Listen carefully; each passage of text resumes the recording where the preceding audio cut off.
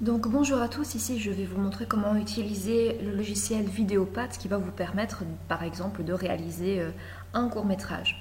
Donc personnellement, moi j'ai téléchargé le logiciel Vidéopad ici sur commentsamarche.net. Si vous le souhaitez, vous pouvez aussi cliquer ici sur la petite loupe et introduire Vidéopad et vous allez tomber sur cette fenêtre. Le logiciel est gratuit, cependant après un certain nombre de fois, vous allez devoir logiquement acheter le logiciel. Alors c'est pas nécessaire de l'acheter, ce que vous devez faire simplement si on vous demande à un moment donné de passer à la version payante, c'est désinstaller le logiciel et le réinstaller. Alors moi c'est une étape que j'ai déjà effectuée, donc je n'ai pas besoin de télécharger le logiciel. Si ça a déjà été fait pour vous aussi, bien vous pouvez ici cliquer sur la petite loupe, taper Vidéopad et vous voyez ici que vous tombez directement sur le logiciel de montage vidéo et vous allez tomber sur cette fenêtre. Alors je vais l'agrandir. Alors je vais dans un premier temps vous la présenter la fenêtre. Donc vous voyez ici que vous pouvez dans un premier temps tout simplement créer un nouveau projet Vidéopad. Si vous n'avez jamais utilisé le logiciel, moi personnellement c'est ce que j'ai fait. Il y a une flèche juste à côté qui est très importante, c'est la flèche de retour en arrière. Dès l'instant où vous allez faire une bêtise, vous pouvez cliquer sur cette flèche et vous ne serez pas obligé de recommencer votre projet depuis le début. Alors la première chose que vous allez devoir faire tout simplement, c'est charger les fichiers multimédia que vous avez préalablement filmés. Donc dans le cas où par exemple vous devriez réaliser un court-métrage, vous allez cliquer ici sur ouvrir et vous allez par exemple, imaginons que vous avez tourné dans un premier temps ce plan-ci. Avez-vous déjà vu un film d'horreur de bonbons? J'invente complètement. Hop, j'ai double-cliqué et vous voyez que le fichier a été classé ici dans cette petite bibliothèque qui classe donc par exemple les fichiers selon leur format en fait. Donc ici vous avez les fichiers vidéo, là vous auriez tout ce qui est fichier audio, donc des musiques essentiellement. Là vous pourriez même rajouter des images, Google, etc., des photographies, et vous pouvez rajouter un nouveau bac. Donc ici je reviens dans mon fichier vidéo premier. Ce bouton-ci, enregistrer le projet, je vous l'expliquerai un peu plus tard, de même que exporter la vidéo. Ajouter des fichiers, grosso modo, c'est ce que je viens de vous montrer, c'est tout simplement pour ajouter des fichiers vidéo. Vous pourrez également ajouter des textes, des images ou un cadre vide non relié au fichier. Vous pourrez ajouter un clip vide, du texte, un titre. Vous allez même pouvoir enregistrer de la vidéo. Alors ce bouton-là, il est particulièrement intéressant pour tout ce qui est voix off. Et vous allez pouvoir même créer des effets vidéo, audio, des effets de texte, des transitions. Ça, je vous montrerai en quoi ça consiste. Je vous ai déjà présenté la bibliothèque qui se situe donc dans le coin gauche. Vous avez également deux boutons ici qui sont importants. D'abord, aperçu du clip. Donc ça va être le plan tel que vous l'avez tourné, sans modification. Donc par exemple, vous allez entendre les couper, action, moteur, etc., etc. Et ici, vous avez aperçu de la séquence et vous voyez que dans un premier temps, je n'ai rien, tout simplement parce que la séquence, ça va être votre produit fini. Une fois que vous avez traité les plans, que vous les avez coupés et que vous les avez mis les uns à la suite des autres, vous allez constituer votre film et c'est dans cette fenêtre que va apparaître votre film. Et ici, vous voyez que je n'ai rien. Il y a deux choses que je dois encore vous expliquer, ce sont ici les chronologies, qui se situent donc dans le coin inférieur de votre écran. Vous avez deux lignes importantes. La première est constituée de la vidéo, c'est-à-dire de ce que vous allez voir, tout ce qui est de l'ordre de la vidéo, des textes, des images.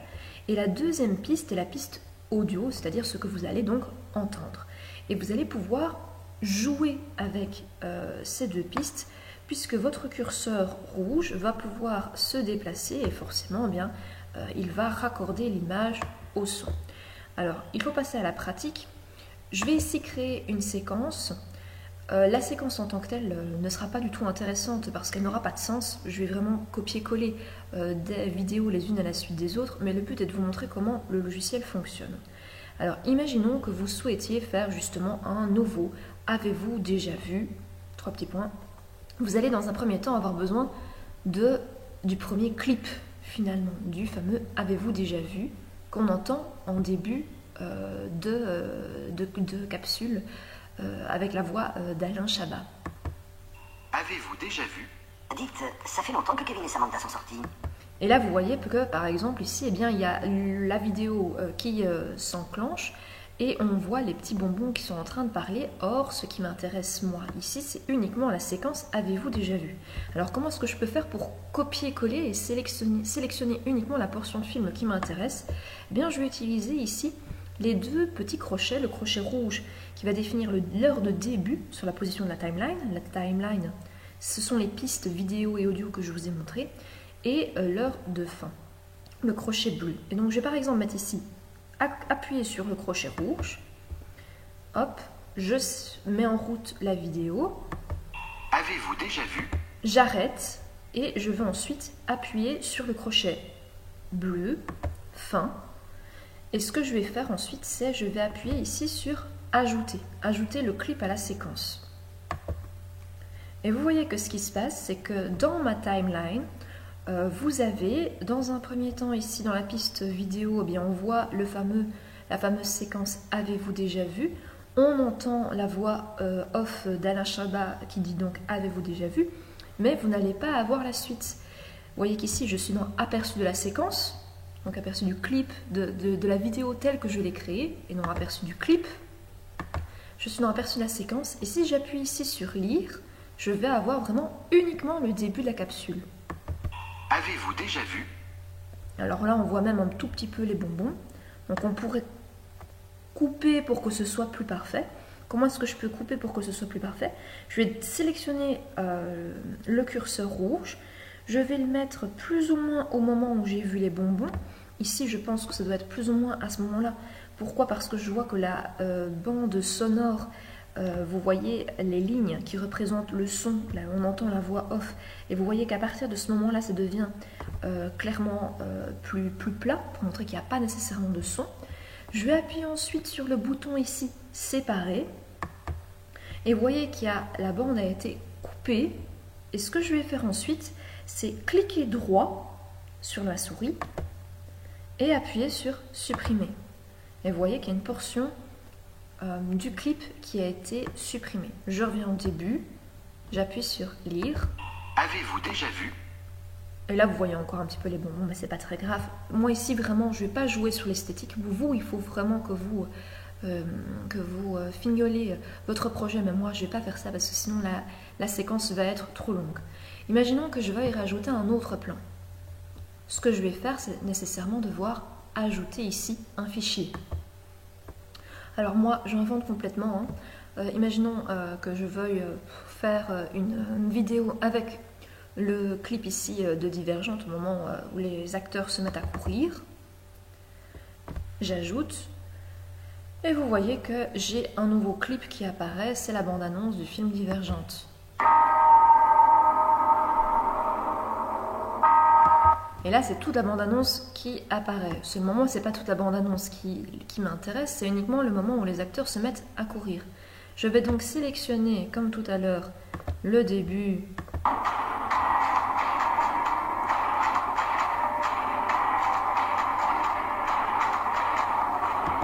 Et la fin. Hop, un tout petit peu avant. Voilà. Et je fais la même opération que tout à l'heure, ajouter. Et vous voyez en fait que mon clip Divergente tel que je l'ai coupé est venu se rajouter à la timeline et il suit Avez-vous déjà vu? Donc si je remets mon curseur rouge depuis le début, je vais voir dans la séquence le morceau que j'ai sélectionné Avez-vous déjà vu? Et juste après le morceau que j'ai sélectionné du film Divergente. Avez-vous déjà vu? Alors, ce que vous pouvez faire pour voir parfois un peu plus clair, vous avez ici le zoom arrière et ici le zoom avant qui vous permettent de voir de manière plus fluide combien de temps dure votre séquence déjà et puis de pouvoir plus facilement passer d'un clip à un autre.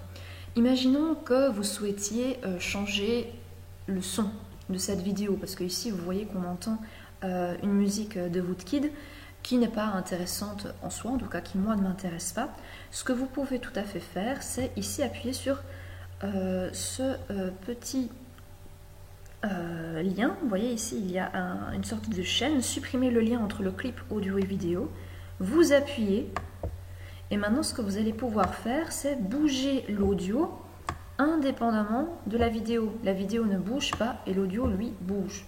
Donc, je vous donne un exemple. Ici, par exemple, vous voyez qu'il y a ici au milieu, là où est le curseur rouge, un plan noir. On ne va pas entendre de musique pendant un moment et la musique ensuite va redémarrer. Donc vous allez avoir un moment de blanc, de silence.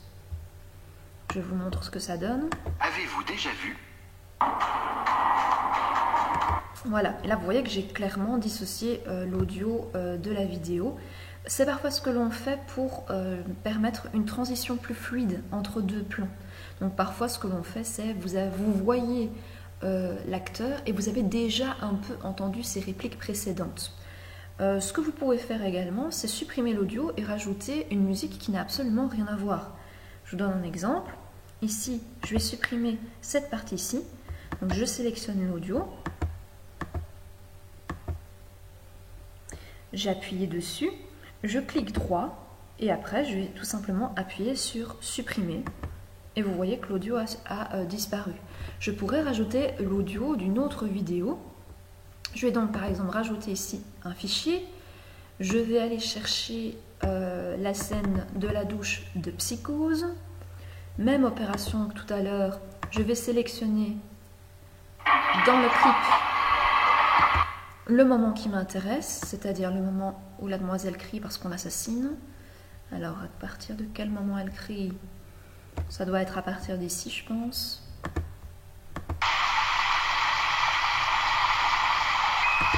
Hop, début.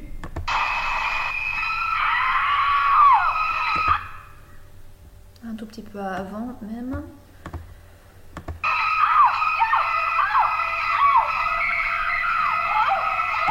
Et maintenant, je sélectionne la fin. C'est vraiment pour vous montrer ce que ça donne. Hein.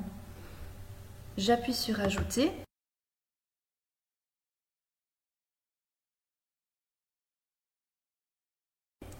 Et c'est la Psychose juste après celle de Divergente.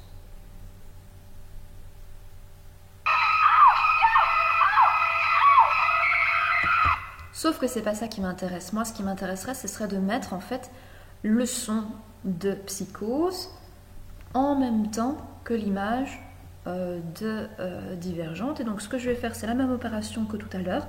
J'appuie ici sur la chaîne qui permet de supprimer le lien entre le clip audio et vidéo.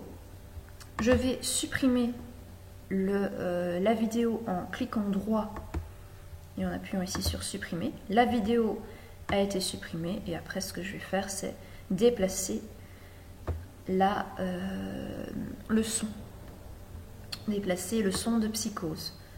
Ici, ce que je peux vous montrer également, c'est que vous allez avoir dans cette portion-ci une portion où vous n'allez pas avoir de son parce que vous voyez qu'il y a un blanc. Donc ça donne ceci par exemple. Avez-vous déjà vu? Et vous voyez, on entend le son de Psychose, mais on voit l'image de Divergente. Ce que vous pourriez faire également, si vous le souhaitiez, ce serait rajouter des effets vidéo. Vous voyez ici, j'ai sélectionné la vidéo et je me suis mis sur effet vidéo et vous pouvez vous amuser à mettre un flou de mouvement, un miroir, etc. etc. C'est assez facile. Vous pouvez faire la même chose pour les audios. Donc ici, j'ai appuyé sur la piste audio de Psychose et vous avez également des effets audio. Vous pouvez amplifier, comprimer le son, etc. etc. Vous pouvez vous amuser. Vous pourriez rajouter des effets de texte avec un titre. Vous pouvez même mettre des sous-titres si vous voulez, ici. Et une dernière chose que je dois vous montrer, ce sont les transitions. Alors les transitions, c'est parfois intéressant pour faire, comme le nom l'indique, la transition entre deux plans. Vous voyez ici que vous avez une sorte de croix qui est présente entre la vidéo, le clip plutôt, avez-vous déjà vu, et le clip de Divergente. Ce que vous pouvez faire, c'est appuyer sur cette croix, ajouter une transition vidéo, et vous allez par exemple pouvoir mettre ce qu'on appelle un fondu enchaîné. Alors un fondu enchaîné, ben, vous allez voir, c'est assez facile, c'est un procédé qui était en tout cas très utilisé dans les films il y a quelques dizaines d'années. vous allez voir l'image avez-vous déjà vu qui va disparaître progressivement et l'image de Divergente qui va, elle, apparaître progressivement. Je sélectionne avez-vous déjà vu.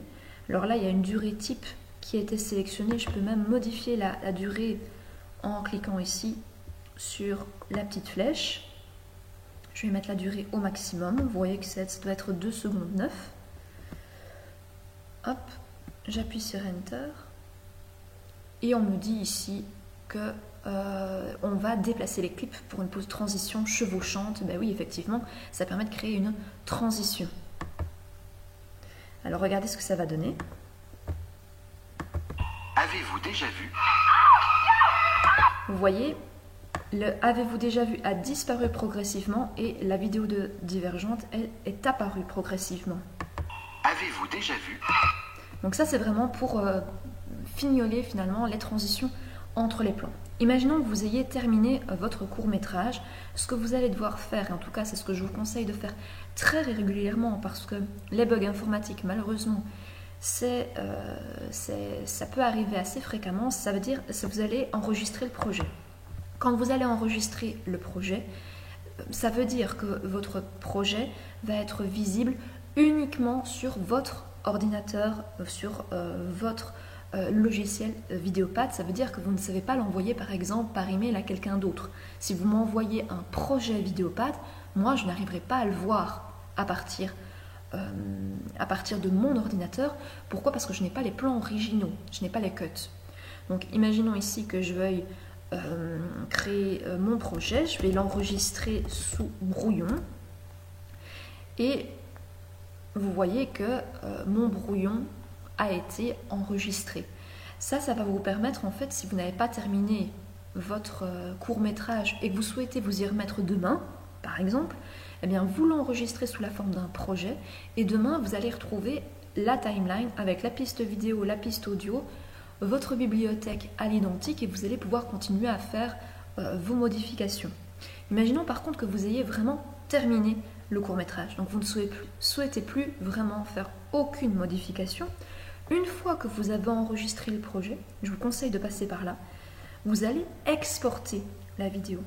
Exporter la vidéo, ça veut dire que c'est à ce moment-là seulement qu'elle va être visible sur l'ordinateur de quelqu'un d'autre.